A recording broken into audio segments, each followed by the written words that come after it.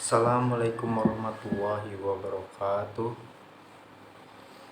Perkenalkan, nama saya Rafid Syahrindra Juniardi. Saya akan mempresentasikan tentang surah Al-Imran ayat 44. Ya, saya akan mulai presentasinya. Bismillahirrahmanirrahim.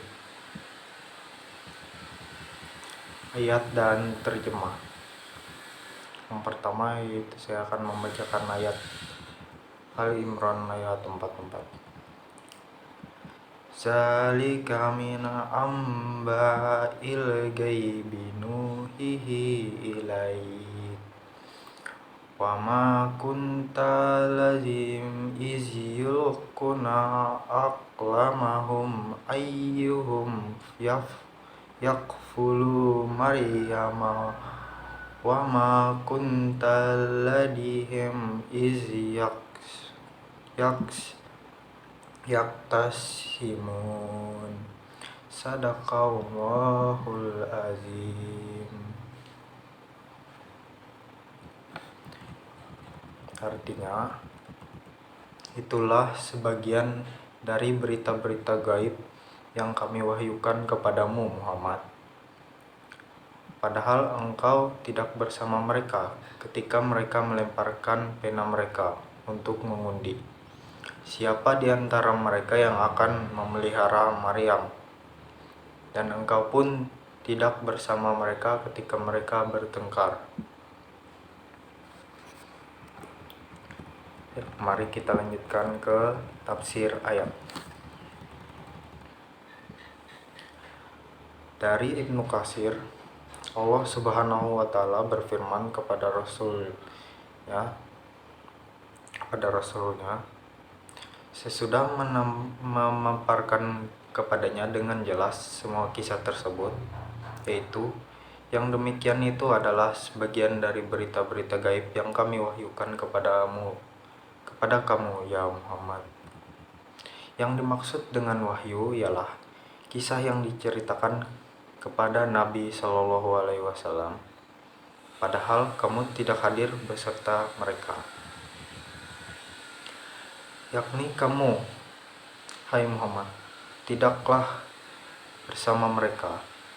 Karena itu, lalu kamu dapat menceritakan kepada mereka kejadian yang engkau saksikan, melainkan Allah memperlihatkannya kepadamu. Hal tersebut seakan-akan kamu ikut hadir dan menyaksikan apa yang terjadi di antara mereka. Melakukan undian perihal Maryam, yakni siapakah di antara mereka yang akan memelihara Maryam. Demikian itu dilakukan karena keinginan mereka untuk mendapatkan pahala Allah Subhanahu wa Ta'ala. Jadi di sini Allah dari tafsir Ibnu Katsir ini, dia menyebutkan bahwa Nabi Muhammad ini tidak berada di tempat, tetapi melainkan mendengar sebuah berita atau mendapatkan wahyu. Lalu yang demikian terjadi ketika mereka akan melakukan undian dengan pena-pena yang biasa mereka gunakan untuk menulis kitab Taurat, dan ternyata undian yang keluar adalah pena milik Zakaria AS. Akhirnya ia memelihara Maryam. Jadi di sini mereka tafsiran di sini yang demikian terjadi ketika mereka akan melakukan undian. Jadi ini berhubungan dengan undian, sebuah media.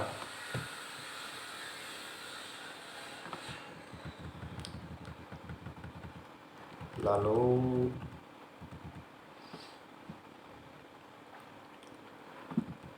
Ikrimah menceritakan pula, begitu juga As-Saddi, Qatadah, dan Ar-Rabi, Ibnu An-Nas, serta lain-lainnya, yang bukan hanya seorang.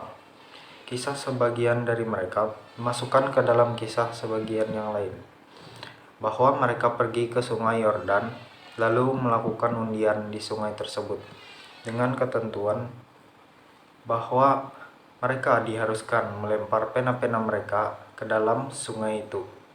Barang siapa yang penanya tetap bertahan melawan arus air, maka dialah yang bakal memelihara Maryam. Lalu mereka melemparkan penanya masing-masing, tetapi semuanya hanyut dibawa oleh arus sungai, kecuali pena milik Zakaria yang tetap berada di tempatnya.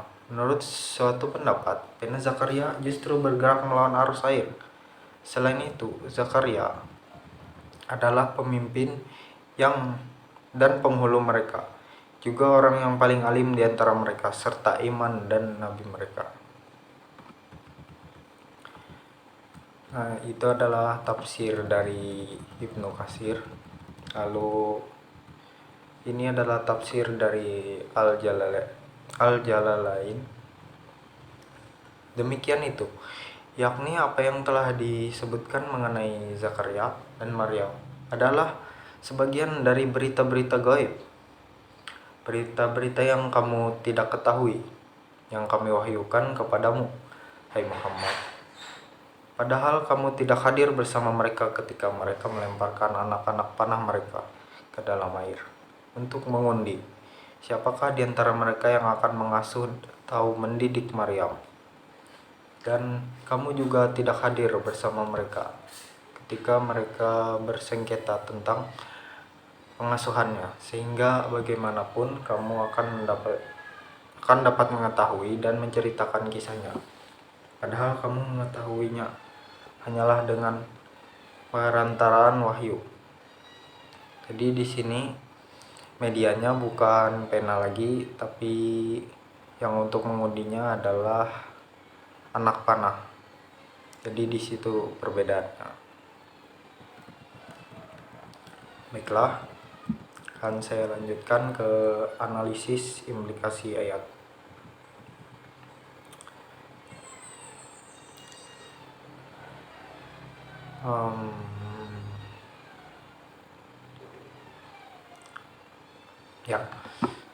Pada implikasi, ayat ini mengisyaratkan kepada kita bahwa sesuatu yang belum kita ketahui haruslah kita pelajari agar mendapatkan manfaat yang baik untuk menjadikan kita paham dan mengerti mengenai kebenaran dari sesuatu. Pada saat ini kita telah mengenal radio. Radio memberikan informasi dan ilmu pengetahuan untuk kita secara tidak langsung.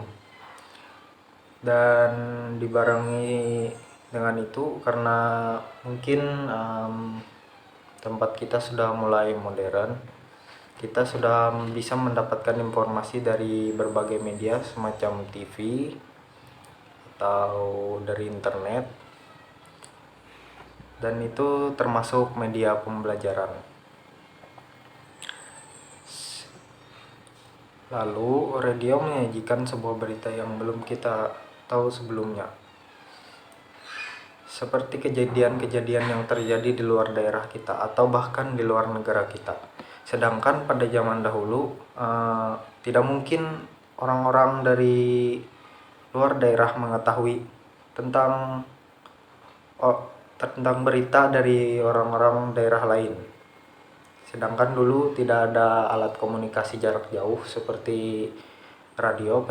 Radio ini bukan alat komunikasi tapi alat penyampaian berita, dan ini bisa menjadi alat untuk kita belajar, mengetahui informasi, dan itulah gunanya alat-alat yang ada sekarang.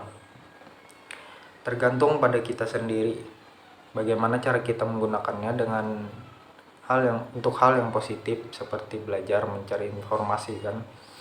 Ya. Dan selanjutnya,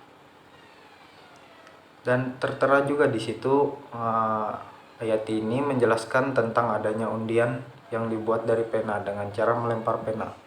Nah, ini juga merupakan media untuk pembelajaran dengan menggunakan sebuah undian. Dengan banyaknya media pembelajarannya ada di zaman modern ini, kita lebih mengasah kemampuan kita untuk belajar dan menggunakan petunjuk-petunjuk yang yang telah disampaikan oleh Al-Quran, sehingga ilmu yang kita peroleh bermanfaat bagi masyarakat, utamanya bagi kita sendiri.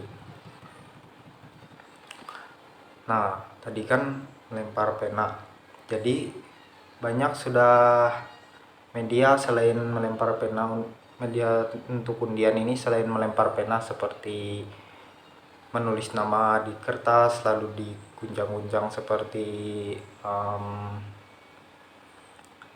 apa namanya itu,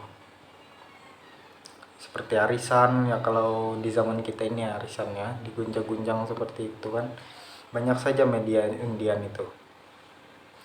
Jadi mungkin sekian dari saya.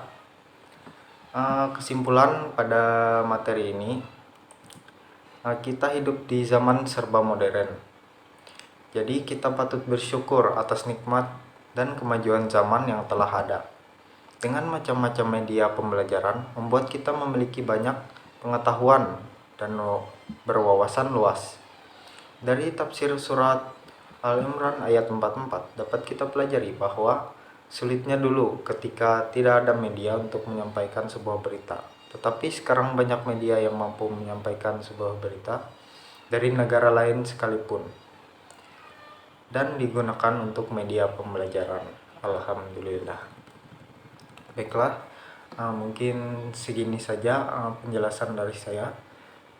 Salah hilap mohon maaf. Terima kasih. Wassalamualaikum warahmatullahi wabarakatuh.